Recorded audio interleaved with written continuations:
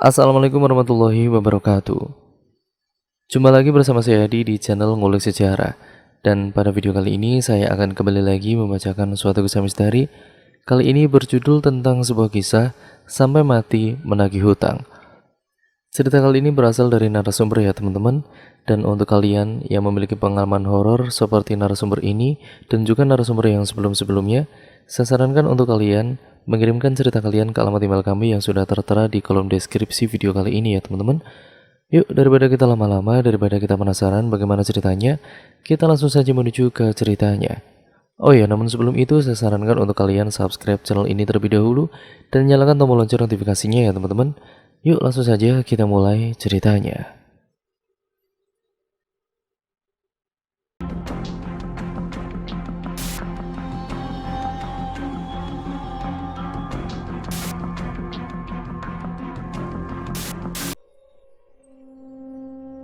Jali adalah seorang kepala keluarga. Beliau adalah seorang petani yang kegiatan sehari-harinya adalah ke ladang. Sebuah keluarga yang cukup sederhana. Di rumah dia tinggal bersama istri dan kedua anaknya. Oh ya, semua nama tempat sudah disamarkan ya teman-teman, karena itu merupakan privasi dan untuk keamanan bersama juga. Yuk kita lanjut ceritanya. Untuk mencukupi kebutuhan keluarga, dia hanya mengandalkan hasil panen dari sawah yang dikelolanya. Ya, namanya juga petani kan. Kalau hasil panen sukses ya untung, tapi kalau gagal ya buntung. Mayoritas penduduk di kampungnya adalah seorang petani. Pada suatu ketika datang musim hujan, di mana pada musim itu, para petani di kampungnya ini berlomba-lomba untuk menanam padi. Berbarengan dengan itu, anak pertama Jali yang laki-laki lulus dari sekolah dasar dan dia harus melanjutkan sekolah ke jenjang SMP. Otomatis saat itu Jali butuh dana lebih untuk membeli bibit padi dan pupuk sekaligus untuk membiayai anaknya masuk ke sekolah SMP. Uang dari hasil panen tahun kemarin hanya cukup untuk membiayai anaknya masuk SMP. Tidak cukup sih. Sebenarnya itu juga masih kurang karena dia juga harus membeli bibit padi dan pupuk untuk tanam di ladang. Di sini Jali benar-benar bingung, harus cari uang kemana lagi. Kalau uangnya dipakai untuk membiayai anaknya masuk sekolah, otomatis dia tidak bisa membeli bibit padi dan pupuk. Sedangkan kalau tidak membeli bibit padi dan pupuk, dia tidak akan bisa panen nantinya. Kalau tidak panen, ya tidak ada uang. Akhirnya dia berinisiatif untuk meminjam uang ke tetangga sebelah. Tapi kondisi keuangan tetangga sebelah sama. Dia hanya punya uang pas-pasan. Tanpa berputus asa, Jali pergi ke tetangga yang lain dengan tujuan yang sama, yaitu meminjam uang dan dengan hasil yang sama. Di sini Jali benar-benar tidak tahu apa yang harus dilakukannya dan kemana harus mencari uang lagi. Lalu salah satu tetangganya Jali memberi saran agar meminjam uang kepada Bu Ani saja. Bu Ani adalah warga di kampung itu yang bisa dibilang sangat kaya raya. Dia juga sudah biasa meminjamkan uang pada orang lain, tapi dengan bunga yang semuanya itu semaunya sendiri. Dalam artian Bu Ani ini adalah seorang rentenir ataupun lintah darat. Mendengar saran dari tetangganya itu, Jali kemudian berpikir, apa iya aku harus pinjam uang ke Bu Ani? Dia kan rentenir. Karena memang itu adalah jalan satu-satunya, dengan terpaksa akhirnya Jali memutuskan untuk pergi ke rumah Bu Ani dengan tujuan untuk meminjam uang. Keesokan harinya diam-diam dia pergi ke rumah Bu Ani tanpa sepengetahuan istrinya. Karena kalau bilang istri dulu pastinya tidak akan diperbolehkan karena istrinya Jali juga tahu kalau Bu Ani adalah seorang rentenir yang kejam. Sesampainya di rumah Bu Ani, dia mengetuk pintu pagar hingga akhirnya Bu Ani keluar. Dengan ramah Bu Ani mempersilahkan Jali untuk masuk. Sesampainya di dalam, Jali kemudian menjelaskan kalau tujuan dia ke sini adalah untuk meminjam uang dan berjanji akan membayarnya nanti setelah panen. Tanpa keberatan, Bu Ani memberi Jali pinjaman sesuai yang dia butuhkan. Uang yang dipinjam Jali itu sebenarnya tidak banyak, tapi dia harus mengembalikan uang itu lebih banyak, yaitu 50%-nya. Gila nggak tuh? Misalkan nih, Jali ini minjem uangnya 1 juta rupiah, tapi dia harus mengembalikannya 1,5 juta. Berhubung waktu itu Jali ini memang benar-benar butuh uang, jadi ya nggak apa-apa lah. Lagian hasil dari panennya nanti cukup kalau untuk membayarnya. Setelah dapat pinjaman itu, Jali pulang dan masalah keuangan Jali kali ini sudah selesai. Sampai di rumah, Jali tidak bilang sama istrinya kalau uang itu dia dapat dari Bu Ani. Dia bilang kepada istrinya itu kalau uang itu didapat dari temannya di desa sebelah. Setelah itu, dia menggunakan uang itu untuk keperluan yang dibutuhkan, membiayai anak, beli bibit padi dan pupuk, dan keperluan sehari-hari. Hari berganti hari hingga berganti bulan, padi yang ditanam Jali itu ternyata gagal panen. Bukan hanya Jali yang gagal panen, tapi juga beberapa warga kampung lainnya. Sampai di sini Jali benar-benar bingung bagaimana dia akan mengembalikan uang yang dipinjamnya pada Bu Ani tempo lalu. Sampai-sampai dia ikut bekerja sebagai buruh tani di sawah orang lain. Tapi gaji buruh itu ya berapa sih? Cuma 30.000 sehari, itu pun tidak setiap hari ada. Seiring berjalannya waktu, tibalah saatnya Jali harus membayar hutang kepada Bu Ani, dan hari itu dia tidak ada uang sama sekali untuk membayarnya. Jali dan istrinya pun tidak tahu harus cari uang kemana lagi untuk membayarnya. Karena setahu istrinya, Jali ini meminjam uang ke orang lain. Sang istri meminta pada Jali untuk meminta keringanan waktu pada temannya yang meminjamkan uang itu. Jali kemudian pergi ke rumah Bu Ani untuk meminta keringanan, dan Bu Ani diberi keringanan 1 bulan, tapi dengan syarat bulan depan Jali harus membayar hutangnya itu 2 kali lipat. Kalau tidak mau, barang-barang yang ada di rumahnya Jali terpaksa akan disita oleh Bu Ani ini. Nah, karena menurut Jali itu adalah jalan satu-satunya, akhirnya dia setuju dengan syarat yang diberikan oleh Bu Ani. Setelah itu, dengan keadaan lemas, dia pulang dan memberitahukan pada istrinya kalau temannya itu memberi keringanan 1 bulan. Mendengar itu, sang istri merasa lega, tapi tidak dengan Jali. Selama 1 bulan itu, Jali dan istrinya berusaha mati-matian mencari uang. Dia ikut menjadi kuli bangunan, sedangkan istrinya berjualan gorengan keliling kampung. Singkat ceritanya, 1 bulan sudah berlalu. Jali dan istrinya hanya mendapatkan setengah dari uang yang dipinjamnya itu.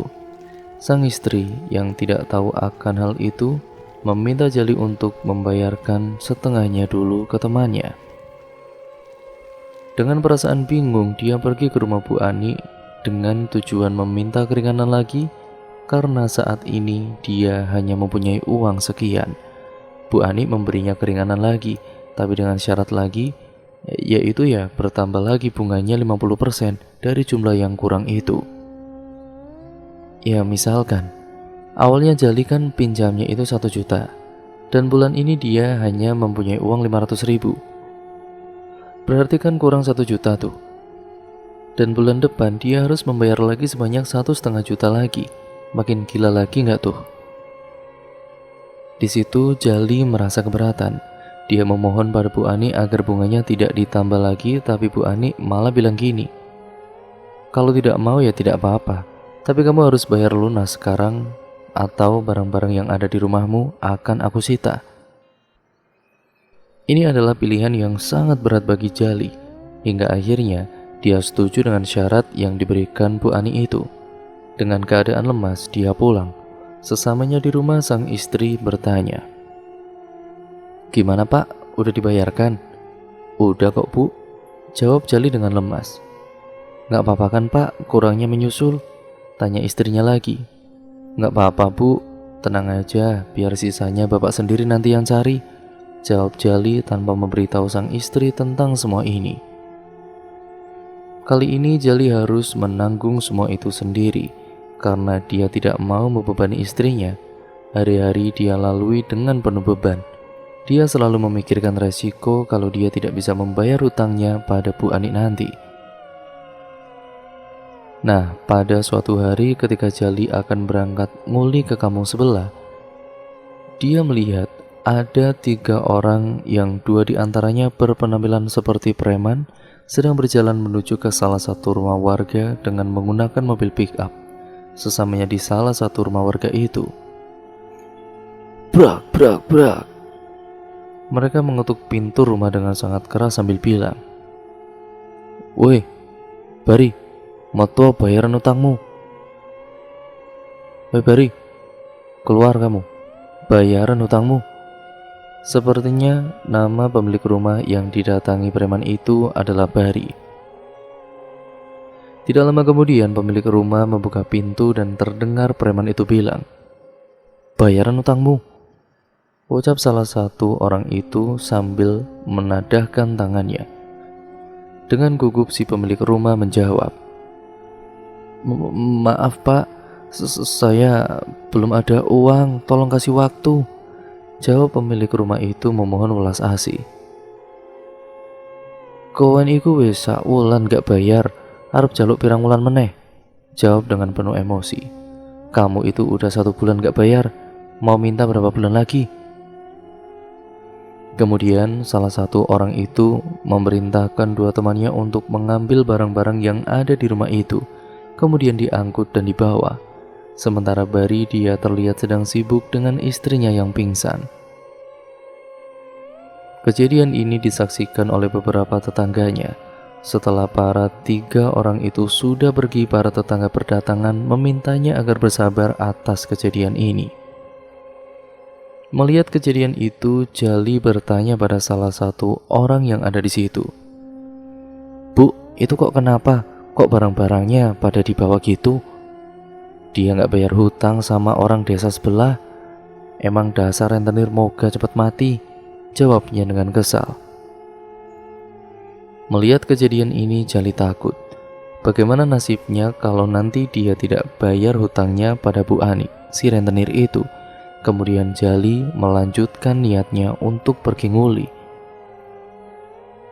Nah, beberapa minggu kemudian, ternyata terdengar sebuah kabar kalau Bu Ani meninggal dunia dan semua warga tidak tahu kenapa kok Bu Ani ini kok bisa meninggal dunia, padahal sebelumnya dia terlihat sehat-sehat saja. Menurut tetangga sebelah, Bu Ani ini meninggal secara tiba-tiba dan tanpa sakit apapun. Begitu kata tetangga sebelah rumahnya itu. Sore itu Jali pergi ke rumah Bu Ani untuk ikut mengurus jenazahnya, dan sore itu tidak banyak warga yang ikut mengurus mayatnya karena mungkin kebanyakan warga tidak suka dengan kelakuan Bu Ani sebagai seorang rentenir yang kejam. Sesamanya di sana, terlihat hanya ada Pak Ustadz dan pihak keluarganya saja. Lalu Jali ikut memandikan mayat Bu Ani, dan sepertinya Bu Ani ini meninggalnya secara sangat tidak wajar. Darah terus mengalir keluar dari kedua lubang telinga dan kedua lubang hidungnya. Hingga kemudian akhirnya Pak Ustadz memutuskan untuk memakamkan Bu Ani ini besok, dengan tujuan agar darah yang terus mengalir itu mampet dulu. Tapi sampai tengah malam darah yang keluar itu tidak juga mampet, sampai-sampai kain kafan bagian kepala itu merah karena basah oleh darah. Karena kain kafan itu sudah basah dilumuri oleh darah, keesokan harinya Pak Ustadz meminta Jali untuk membeli kain kafan baru untuk diganti sebelum dimakamkan. Karena pagi itu jenazah Bu Ani ini sudah basah oleh darah, Pak Ustadz mengajak yang lainnya untuk memandikan ulang, tapi meskipun sudah dimandikan ulang, darah itu masih saja tetap keluar dari 2 lubang hidung dan juga 2 lubang telinga jenazah itu, meskipun sudah ditutupi oleh kapas. Nah, karena memang darah tidak bisa mampet, akhirnya mereka semua memutuskan untuk tetap membawa jenazah Bu Ani untuk dimakamkan. Jenazah Bu Ani kemudian dimasukkan ke dalam keranda, kemudian dibawa ke pemakaman desa dengan dipikul sanak familinya. Sesamanya di kuburan yang sudah disiapkan, mereka membuka keranda itu. dan kain kafan di bagian kepala terlihat sudah dilumuri oleh darah yang terus keluar dari lubang telinga dan hidung si jenazah. Entah apa yang sebelumnya terjadi pada Bu Ani hingga dia jadi seperti ini. Jenazah Bu Ani kemudian diangkat dari keranda dan dimasukkan ke liang lahat. Dengan kondisi yang seperti itu kemudian dikubur. Sungguh kasihan melihat keadaan keluarga Bu Ani. Tidak banyak warga yang ikut memakamkannya hingga 7 hari tahlilan pun tidak. Setelah meninggalnya Bu Ani, Jali merasa antara senang dan kasihan. Senang karena dia punya banyak waktu untuk mengumpulkan uang agar dia bisa membayarkan hutangnya, dan sedih karena melihat keadaan keluarga yang ditinggalkan. Rumah sebesar itu sekarang hanya ditempati suami almarhumah Bu Ani seorang diri, tidak dengan anaknya. Menurut tetangganya, sebelumnya anak-anak almarhumah memang sudah tidak tinggal di rumah itu karena tidak suka dengan kelakuan ibunya sebagai seorang rentenir. Anaknya lebih memilih untuk tinggal bersama neneknya yang sederhana. 7 hari setelah meninggalnya Bu Ani itu, rumahnya selalu terlihat sepi. Pintunya selalu tertutup, entah suaminya ini kemana. Pernah ada satu warga yang melihat suaminya Bu Ani ini sedang berjalan mengelilingi rumahnya dengan hanya mengenakan celana dalam. Entah apa yang dia lakukan, yang jelas dia terlihat seperti orang yang sedang dalam gangguan jiwa. Karena banyak warga yang tidak suka dengan sifat Bu Ani, kebanyakan warga tidak memperdulikan soal itu. Bahkan kebanyakan warga malah senang atas meninggalnya Bu Ani, apalagi yang masih mempunyai hutang.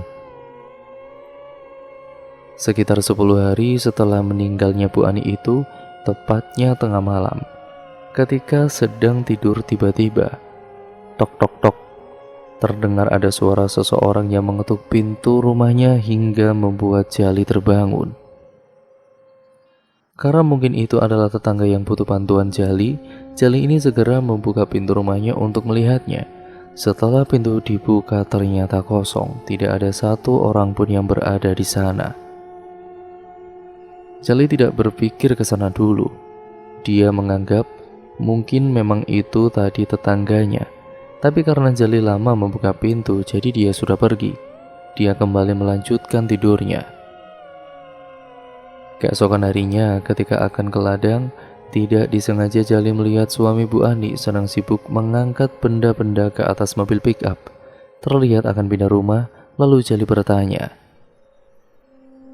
"Mau dibawa kemana, Pak? Mau pindahan ya?" "Enggak, Pak. Mau dijual soalnya penuh-penuhin rumah," jawab suami Bu Ani. "Oh gitu, kirain mau pindahan, Pak. Ya udah Pak, monggo saya kesana dulu," ucap Jali. Kemudian dia lanjut jalan ke ladang. Malam harinya, kejadian itu terulang lagi. Saat tengah malam terdengar suara ketukan pintu yang membangunkan Jali dan istrinya. "Pak, siapa malam-malam begini kok ketuk-ketuk pintu, Pak?" tanya sang istri. "Alah, nggak tahu Bu, biarin aja. Semalam juga ada, tapi pas Bapak buka nggak ada orang," jawab Jali dengan keadaan ngantuk. Ya akhirnya mereka membiarkannya lagi.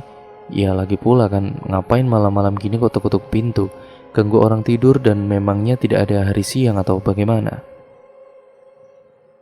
Besoknya ketika Jali sedang sibuk dengan kopinya sebelum berangkat ke ladang, tiba-tiba istrinya yang baru pulang dari pasar bilang kepada Jali, katanya banyak warga desa yang pintu rumahnya itu juga diketuk. Dan tidak banyak juga yang bilang kalau mereka didatangi arwah Bu Ani untuk menagih hutang-hutangnya. Mendengar itu, Jali tidak percaya. Mana ada orang yang sudah meninggal kok bisa menagih hutang? Kan gak logis aja gitu. Setelah kopi sudah habis, Jali segera berangkat ke ladang untuk mencangkul ladangnya yang sudah sekian lama tidak ditanami itu. Di ladang, Jali ini bertemu dengan salah seorang warga kampungnya yang dia mengatakan hal yang sama dengan istrinya, bahwa banyak warga kampung sini dan beberapa kampung lain didatangi oleh arwah Bu Ani sang rentenir. Jadi yang masih tidak percaya akan hal itu masih mengabaikannya. Dia segera menyelesaikan niatnya untuk mencangkul di ladang. Sepulang dari ladang, dia menjumpai sebuah mobil pick up yang akan menurunkan barang di rumah Bu Ani. Jali kemudian bertanya-tanya pada Pak sopir pick up itu. "Loh Pak, barang-barangnya kok dibawa balik Pak? Bukannya ini kemarin udah dijual ya sama pemiliknya?" Menurut sopir pick up itu, memang dia yang membeli semua barang ini dan sengaja dikembalikan karena setelah membeli barang ini, setiap malam dia ini selalu didatangi oleh sosok wanita yang mengatakan suruh mengembalikan barang ini ke rumahnya kembali. Mendengar itu, Jali tidak habis pikir, apa mungkin Bu Ani ini gentayangan yo? Dan benar saja, menurut warga kampung, tidak sedikit dari mereka yang pintu rumahnya diketuk pada tengah malam. Beberapa malam selanjutnya, kalau lebih dari jam 8 malam, kampung itu sangat sepi karena warga di kampung itu juga tidak ada yang berani keluar rumah. Kejadian itu berlangsung beberapa hari, sampai pada suatu ketika Jali mengalaminya sendiri. Tepat jam 1 malam terdengar ada suara orang yang mengetuk pintu rumahnya. Mendengar pengakuan dari beberapa warga sebelumnya, awalnya Jali tidak berani membukakan pintu, tapi di sisi lain dia juga penasaran. Apa benar arwah Bu Ani ini gentayangan hingga mendatangi rumah-rumah warga ya? Jali kebetulan malam itu tidur di kursi ruang tamu, memberanikan diri membukakan pintu rumahnya untuk membuktikan. Setelah pintu terbuka terlihat tidak ada orang atau siapapun. Tapi dari sebelah pintu terlihat ada sebuah bayangan orang yang sedang berdiri tersorot lampu tapi tidak ada wujudnya.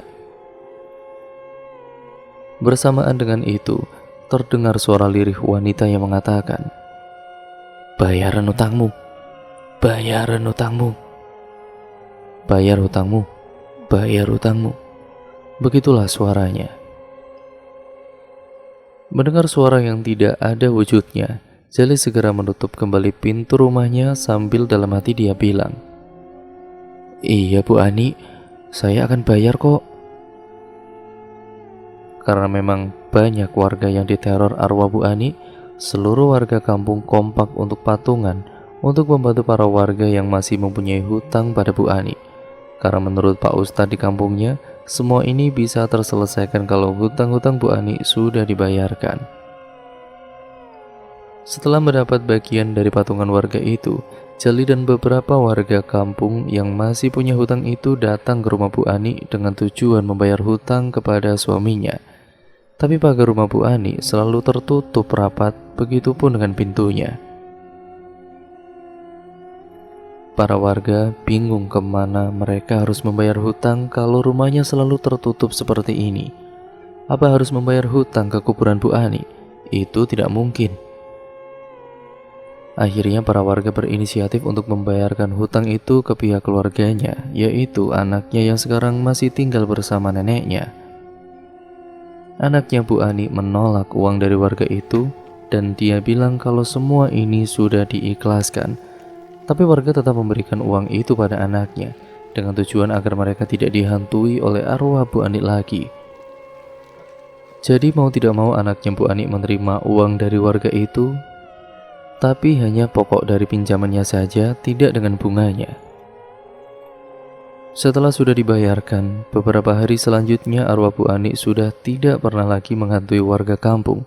Dan tepat 40 hari setelah meninggalnya Bu Ani tempo lalu, terdengar kabar kalau suaminya Bu Ani juga meninggal dunia di dalam rumahnya tanpa diketahui apa itu penyebabnya. Rumah sebesar itu akhirnya kini menjadi kosong. Pihak keluarga termasuk anaknya tidak mau menempati rumah itu karena rumah itu dibangun dengan uang hasil rentenir yang sangat benar-benar haram. Sampai saat ini, sudah puluhan tahun rumah itu masih dibiarkan kosong oleh warga dan tidak ada yang berani menggusur atau merobohkan bangunannya, meskipun rumah itu sekarang sudah tidak layak pakai. Beberapa atapnya sudah roboh dan hampir seluruh temboknya ditumbuhi oleh lumut dan rumput liar yang tumbuh tinggi di sekitarnya. Dan kalian tahu nggak kenapa kok tidak digusur? atau dirobohkan saja oleh warga? Ya karena banyak pengakuan dari warga sekitar kalau di dalam rumah itu berhantu. Mungkin arwah dari Bu Ani masih menempati rumah itu bersama suaminya. Di hari atau malam-malam tertentu, tidak sedikit dari warga pernah melihat kalau kipas angin atap di rumah itu berputar-putar sendiri, begitupun dengan lampunya, padahal rumah itu sudah tidak ada saluran listriknya sama sekali. Tidak hanya itu saja, di malam-malam tertentu beberapa warga juga sering mendengar ada suara tangisan wanita di dalam rumah itu. Tangisannya itu seperti orang yang sedang kesakitan. Lantas, kenapa tidak ada warga yang berniat mencari tahu atau menolongnya? Semua itu memang sengaja dibiarkan biar kapok, karena sebelumnya semua warga sudah terlanjur tidak suka dengan pemilik rumah itu, yang suka menggandakan hutang seenaknya sendiri.